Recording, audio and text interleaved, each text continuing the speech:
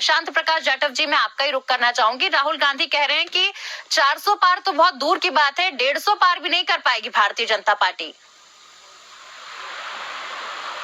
राहुल गांधी जी का अपना सोचना है। दरअसल क्या राहुल गांधी जी, मैं उनका बयान सुन रहा था, ये जो भागलपुर में बोले हैं जी, तो पूरी तरीके से वहाँ की जनता को गुमराह करने का ही वहाँ से एक प्रयास और उनका प्रयत्न रहा। उन्होंने जो हमारे अग्निवीर सैनिक हैं उनको वो वहां से बहकाने का काम किया कि जैसे ही उनकी सरकार आएगी तो ये अग्निवीर जो योजना है उसको खत्म कर दिया जाएगा। 1947 से देश में होमगार्ड वो स्वयंसेवी का दर्जा प्राप्त है, वो आज तक परमानेंट नहीं हुए। ना ही उनको कोई श्रमिक का अभी तक कोई श्रमिक माना गया, ना ही वो राज्य कर्मी है, ना ही वो लोक कर्मी है जी। उनको सब सुविधाओं से महरूम रखा गया। शासन तो आपका था, आपने उनके लिए तो कुछ किया नहीं।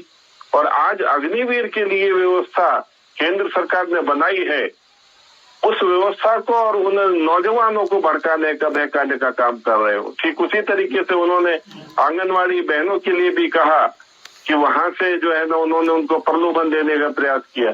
आपका शासन रहा, आंगनवाड़ी की जो बहनें हैं वो आज भी स्वयंसेवी का दर्जा उनको मिला हुआ है, आज तक उनको जो है श्रमिक का दर्जा नहीं मिला। आपने क्या किया उनके लिए? जाहिर सी बात है कि केवल जनता को गुमराह करने का ही वहां से प्रयास और प्रयत्न कर रहे हैं। पूरी तरीके से उनका भाषण जो 12-13 मिनट का है केवल जनता को गुमराह करने का। इनके पास में कोई भी ऐसा ब्लूप्रिंट नहीं है जिससे ये कह सके कि हाँ हमारे पास में ये योजना है। उल्टी सीधी प्रलोभन देने की बातें करना। आज नरेंद्र मोदी जी ने जिस तरीके से देश के नागरिकों को आत्मनिर्भर बनाने के लिए जो प्रयास किए और वो सफल हुए, इसी कारण से आज देश का हर एक नौजवान, देश का नागरिक मोदी जी को चुनने के लिए बिल्कुल तैयार है। 400 का उनका वायदा है कि 400 हमें चाहिए। मैं समझता हूं कि देश की जनता जो है भारतीय जनता पार्टी को और एनडीए को 400 से ज्यादा सीटें ला करके दे करके जो है बहुत खूबसूरत जीत जो है वो मैं समझता हूँ 4 जून को देने वाली है। जी ठीक है, हमारे साथ कांग्रेस का पक्ष रखने के लिए राकेश जी बने हुए। राकेश जी, बार बार जब भी चुनावी रैलियां होती हैं या कांग्रेस से कोई भी नेता या राहुल गांधी बोलते हैं तो अक्सर अग्निवीर का जिक्र करते नजर आते हैं। भागलपुर में भी यही हुआ, अग्निवीर योजना का जिक्र हुआ और साथ ही साथ ये भी कहा गया कि अगर हम सत्ता में आते हैं तो इसे खत्म कर देंगे। आखिर कांग्रेस को अग्निवीर से इतनी परेशानी क्यों है? देखिए, अग्निवीर की जो नियुक्ति है वो सेना में नियुक्ति है जी। वो सेना और होमगार्ड की तुलना नहीं हो सकती, पहली बात। और 2 तरह के शहीद भी नहीं हो सकते। सेना में जो लोग जाते हैं उनकी सारी सुविधाओं का जो दायरा रहता है वो अपनी जान की बाजी लगाते हैं। वो 4 साल के लिए नहीं जाते हैं कि 4 साल बाद नौकरी करें और उसके बाद बेरोजगार होकर वापस घर बैठे। ये वो योजना है जिसने भारतीय सेना को मजबूत करने की दिशा में काम नहीं करा बल्कि कमजोर करने की दिशा में काम करा। क्योंकि 4 साल के लिए अगर कोई वहां शामिल होगा तो उसमें वो देश प्रेम और देशभक्ति भावना जागृत ही नहीं रहेगी। क्योंकि उसे पता है कि 4 साल की नौकरी है, उसके बाद मुझे यहाँ से जो पैसे मिलना है जाके व्यापार करना है। तो हम देश की रक्षा के लिए जो सैनिक तैयार करते हैं, जो जज्बा होता है, जो सेना में एक उत्साह होता है, वो अग्निवीर की वजह से समाप्त हो रहा है। इसलिए अग्निवीर की जो व्यवस्था है उसको समाप्त करना है। जो स्थायी व्यवस्था है वही शुरू की जाएगी। सिर्फ आप बचने के लिए कि आप फंड की व्यवस्था नहीं कर पा रहे हैं, देश को आगे नहीं ले जा पाए, आपके पास वैसी व्यवस्था नहीं है, तो आपने एक शॉर्टकट निकाल लिया। लेकिन देश की सुरक्षा में शॉर्टकट से समझौता नहीं होता। नहीं, वो तो कहते हैं कि हम आत्मनिर्भर बना रहे हैं, युवाओं को आत्मनिर्भर बना रहे हैं और इस प्रकार से तमाम जो युवा हैं वो देश की सेवा कर सकेंगे। देखिए, देश मजाक नहीं है। 4 साल के लिए आप आत्मनिर्भर बना रहे हैं और वो उनको देश की रक्षा के लिए भेज रहे हैं, उनमें क्या भावना रहेगी? वो ट्रेनिंग करेंगे, तैयार होंगे और जब तक वो उस लेवल पर आएंगे वो रिटायर हो जाएंगे। फिर क्या करेंगे? उसकी कोई योजना है कि उनका पुनर्स्थापन कैसे होगा? सुन लेते शांत प्रकाश जी, फिर आप चलेगा? वो कहाँ नौकरी करेंगे? क्या चौकीदार बनेंगे बीजेपी के कार्यालय में या सुरक्षा गार्ड बनेंगे? कोई योजना नहीं है। ये योजना ऐसी है जो गर्त में डाल रही है देश के युवाओं को, देश के युवाओं का भविष्य समाप्त कर रही है। ठीक है, शांत प्रकाश जी कुछ कहना चाह रहे हैं? देश में नहीं होना चाहिए। शांत प्रकाश जी, देखिए, हमारे जो कांग्रेस के प्रवक्ता हैं इन्होंने अभी जिस प्रकार से होमगार्ड का अपमान किया है। इन्होंने होमगार्ड के लिए जिस तरीके का शब्द इस्तेमाल किया है, सबके अधिकार क्षेत्र अलग होते हैं। सिक्योरिटी गार्ड की तुलना आप होमगार्ड से नहीं कर सकते, होमगार्ड की सेना से नहीं कर सकते, और पुलिस की तुलना सेना से नहीं होती है ना। जरा अपने शब्दों को ध्यान दीजिए। सुरक्षा मान सम्मान वहाँ होता है, अधिकार होता है। ठीक है, राकेश जी सुन लेते हैं ना, राकेश जी कहना क्या चाह रहे हैं सुन लेते हैं ना। अपमान करा, उनका पूरा शोषण किया, उनका भविष्य बर्बाद किया, तो वो चीज तो सामने आएगी देश के। ठीक है, इसी का जवाब ले लेते हैं। शांत प्रकाश जी, युवाओं के भविष्य से खिलवाड़ हुआ भारतीय जनता पार्टी की सरकार में। जो सीमा पर सुरक्षा करती है, होमगार्ड उनके कांधे से कांधा मिला करके उनको सहयोग करते हैं, उन्हें भी पूरी सुरक्षा ट्रेनिंग दी जाती है। आपको शायद मालूम नहीं है होमगार्ड का क्या उपयोग है, पुलिस का।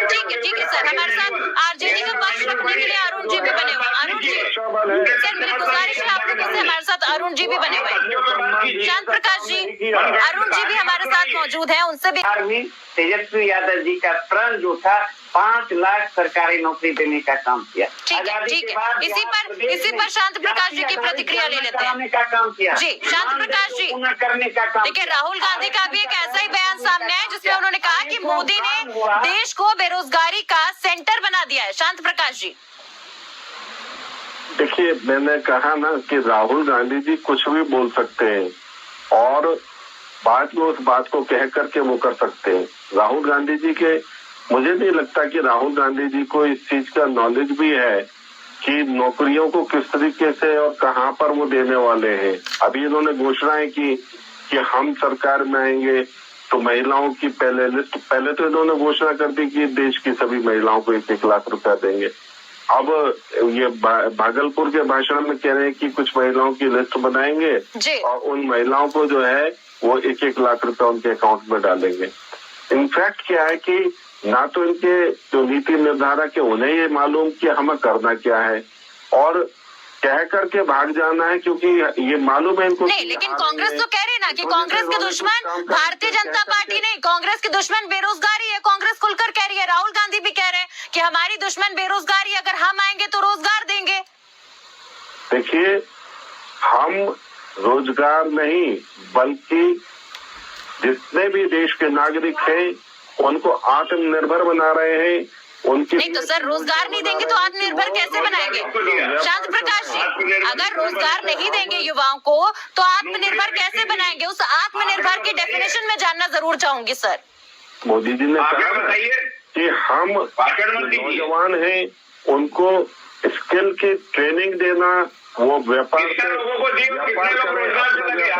उसके लिए पैसा मुहैया कराना। पहले 10 लाख रुपया दिया जाता था, अब उनको वो पैसा बढ़ा करके आने वाले राकेश जी कह रहे हैं कि हम युवाओं को आत्मनिर्भर बनाएंगे, रोजगार की बात बाद में करेंगे लेकिन आत्मनिर्भर पहले बनाएंगे।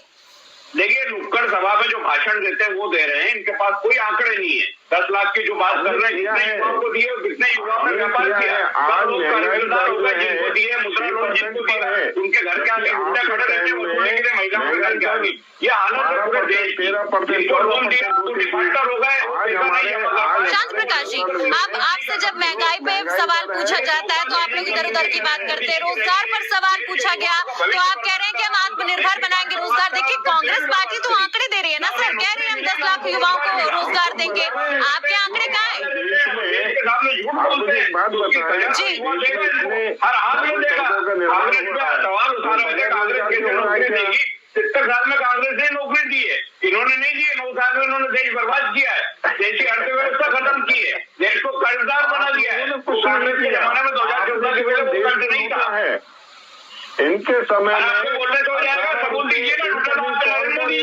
लेकिन सर, आरोप तो आपकी पार्टी पे लगते हैं कि आप लोग समाज को बांटने का काम कर रहे हैं।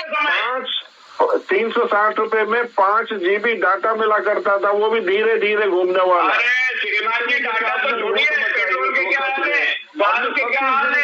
ठीक है शांत प्रकाश जी, ठीक है राकेश जी, बाकी छोड़िए, जब खाने को नहीं है तो डाटा को क्या करेगा? डाटा को डाटा करेगा क्या? इनके पास में जीवन चलता है। शांत प्रकाश जी, देखिए मैंने आपको बोलने का मौका दिया है सर। राकेश जी की बात सुन लेते हैं, उसके बाद हमारे साथ अरुण जी भी बने हुए। शांत प्रकाश जी, मैं आपसे गुजारिश करूंगी कि प्लीज दूसरे का भी पक्ष सुने। कितने युवाओं को नौकरी दी, कितने लोगों के लिए काम किया। सर, मैंने आपको मौका दिया है, दूसरे की भी बात सुन लीजिए। वक्त की कमी, इस प्रकार से किसी की भी आवाज नहीं आएगी, समझने की कोशिश करें। राकेश जी जी, इनके पास कोई आंकड़े नहीं है, ना इनको ये पता है कि कितने लोगों को लोन दिया, कितने स्किल सेंटर में डेवलपमेंट हुआ, कितने लोग तैयार हुए, कितने युवाओं को रोजगार मिला। इनको लोन देने के बाद उनको कर्जदार बनाया और डिफॉल्टर हो चलिए गए। सर, वक्त की कमी है, मैं अरुण जी का रुख करना चाहूंगी। अरुण जी, बैंक वाले और गुंडे अरुण जी ठीक है सर, मैंने आप लोगों को मौका दिया, हमारे साथ अरुण जी भी बने। अरुण जी, अब तो नीतीश का भी साथ एनडीए को मिल चुका है, तो ऐसे में क्या बिहार में आप लोगों की मुसीबत बढ़ेगी? सर मेरी गुजारिश है आप लोगों से। आपने तो देश शांत प्रकाश जी प्लीज, मैंने आपको मौका दिया है सर। एडमिनिस्ट्रेशन को अरुण जी